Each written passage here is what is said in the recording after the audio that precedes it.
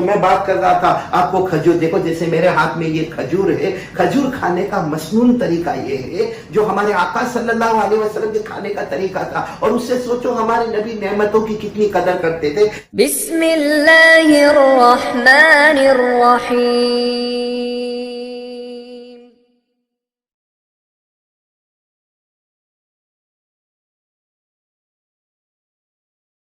اس وقت مجھے یہ بتانا ہے کہ ہر گھر میں الحمدللہ افطار کے وقت کھجور ہوتی ہے، الحمدللہ۔ بہت ہی کم ایسے اکا دکا گھر ہوں گے جہاں افطار میں کھجور کا انتظام نہیں ہوتا ہوگا، ورنہ باقی ہر گھر میں کہیں مدینہ منورہ کی کھجور ہے تو کہیں ایران کی کھجور ہے، کہیں لمبی کھجور ہے، کہیں اجوا کھجور ہے، کہیں برنی تو کہیں قلمی، کہیں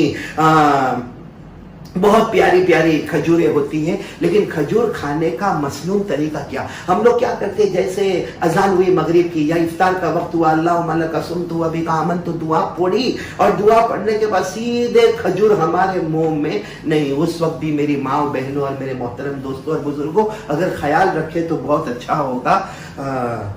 کھجور اگر کھانے کا کیا مسنون طریقہ ہوتا ہے، کھجور کھانے کا مسنون طریقہ کیا ہوتا ہے، وہ میں آپ کو بتانا چاہتا ہوں۔ اللہ تعالی ہم سب کو، دیکھو ہر سنت پر عمل کرنا، ہر سنت پر عمل کرنا، کیونکہ ہمارے نبی صلی اللہ علیہ وسلم سے محبت کا طریقہ یہی ہے۔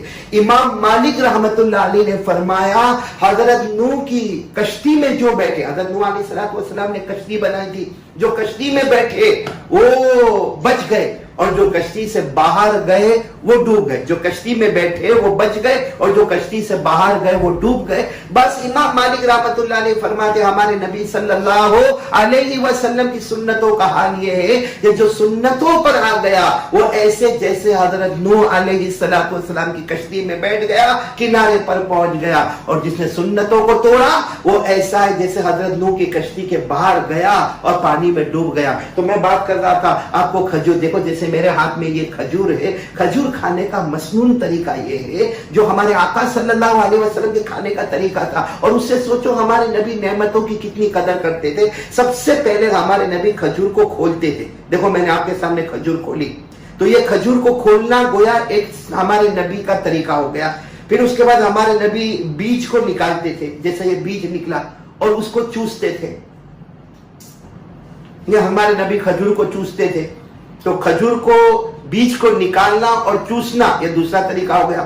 پھر ہمارے نبی اس کو اپنی 2 انگلی پر رکھ لیتے تھے، 2 انگلی پر، ایک روایت میں 2 انگلی، ایک روایت میں انگوٹھے کا بھی ذکر آتا، اور پھر اس کو دسترخوان پر پھینک دیتے تھے، وہ بیج کو دسترخوان پر پھینک دیتے تھے۔ اب باقی جو کھجور ہے پھر ہمارے نبی کھا لیتے تھے۔ اگر ہم اس کو تھوڑا تھوڑا الگ کریں تو سوچے کھجور کھولنا ایک سنت، پھر بیج کو نکال کر چوسنا دوسری سنت، پھر اپنی انگلیوں پہ رکھنا تیسری سنت، اور پھر اس کو دسترخوان پر پھینک دینا یہ چوتھی سنت بیج کو، اور باقی کھجور کو کھا لینا پانچویں سنت۔ اگر ہم اس کو الگ کریں تو 5 اور 6 طریقے نکلیں گے، تو ایک طریقے پر 100 شہیدوں کا ثواب، تو انشاءاللہ ایک کھجور پر 500 سے لے کر 600 شہیدوں کا ثواب ہم کو نصیب ہو جائے گا۔